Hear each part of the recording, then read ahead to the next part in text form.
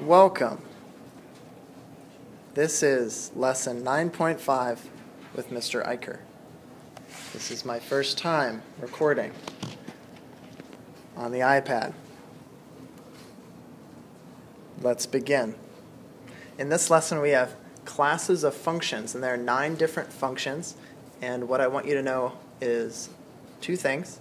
Number 1, the name of the function, and then what the function would look like on the graph. And then number 2, how to state domain and range. So for the first one, a constant function.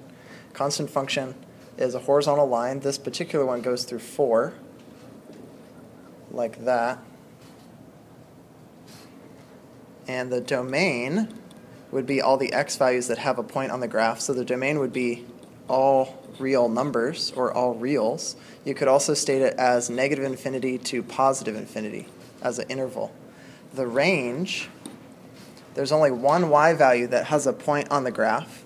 Notice this y value doesn't have a point, this y value doesn't have a point, this y value doesn't have a point, this y value doesn't have a point. There's only one that has a point on the graph, and that's 4. So you would state y equals 4 as your range.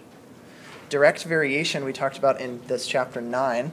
This particular direct variation model would have a point at the origin, a slope of 3, and you have a diagonal line. So that's direct variation. The domain and the range would be negative infinity to positive infinity, and the range is also negative infinity to positive infinity. Every point, every x value on the x-axis has a point. Even an x value out here has a point on the graph eventually, right about there. If you extend the line, which normally we don't extend the line that long.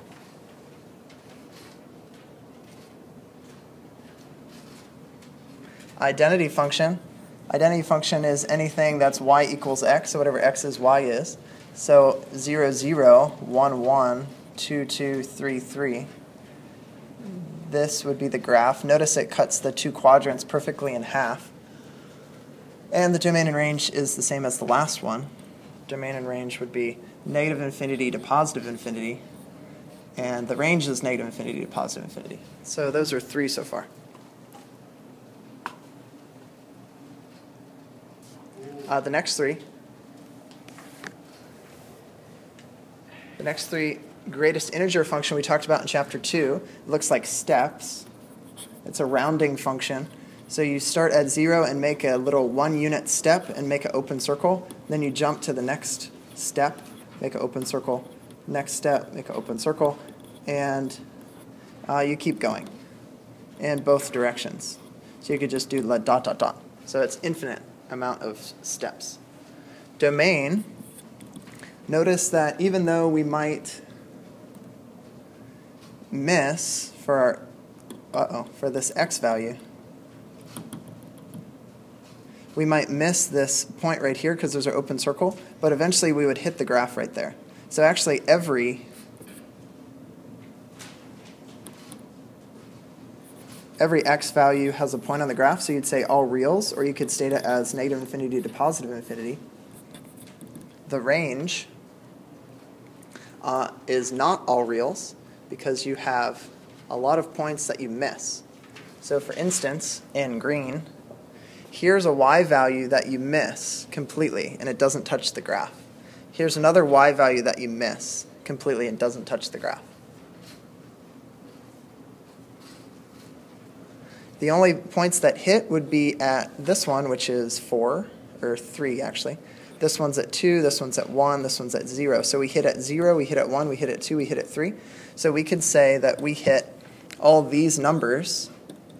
Negative 3 we hit, negative 2, negative 1, 0, 1, 2, 3, which a faster way to say that is all integers, which is very convenient because this is called the greatest integer function and it's all integers. The next function is absolute value, which we graphed a while ago. Absolute value, this particular absolute value would be down here, and it's kind of like an identity function. Has a slope of 1, slope of negative 1. The domain for this would be all reals. You could also state it as an interval. like so. The range is not all reals because we have a bunch of points underneath the graph that don't have a point on the graph. So this range actually starts at 3 and it goes up. So here's the first y-coordinate that we have a point on the graph, which is at -3. Sorry about that. -3. And all the y values above that have a point on the graph. So we'd say -3 up to infinity. And infinity always gets a parenthesis. -3, since we hit it, it gets a bracket. The next function is a quadratic function. This particular quadratic function would have vertex at 2, 1. And quadratic is the same as a parabola, which is a U shape. And the domain and the range, if you'd like to pause this video and see if you can state the domain and range, do that now.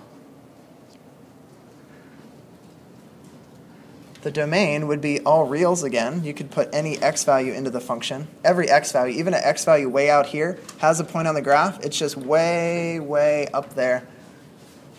We can't really see it very well, but if you continue these arrows, you would see where it would hit. The range is not all reals. The range, the first y value that you have, is this y value right here, which is at 1, and everything above that, which is 1 up to infinity. So you would say 1, infinity. With 1 gets a bracket. The next 3 functions, the last 3 functions, square root function, we talked about that in chapter 7. Square root function, this particular square root function would start right here. And square root function, since it's an inverse of a quadratic, it looks like a half of a parabola on its side. So there's what a sketch of the graph would look like. Domain and range. The domain is not all real numbers. I think this is the first one we've seen that isn't all real numbers. The domain starts, the first x value that we have is this x value, which is at -2. And we have everything to the right of that. So we'd say the domain is -2 to infinity. And the range, the first y value that we have is this one, which is at -3, and everything above that. So we'd say that would be bracket -3 to infinity, parenthesis. Rational function, we talked about how to graph that in this chapter. Notice that you have 2 identical factors, and those 2 identical factors can be divided out. And anytime you can divide out a common factor, do you remember what that's called?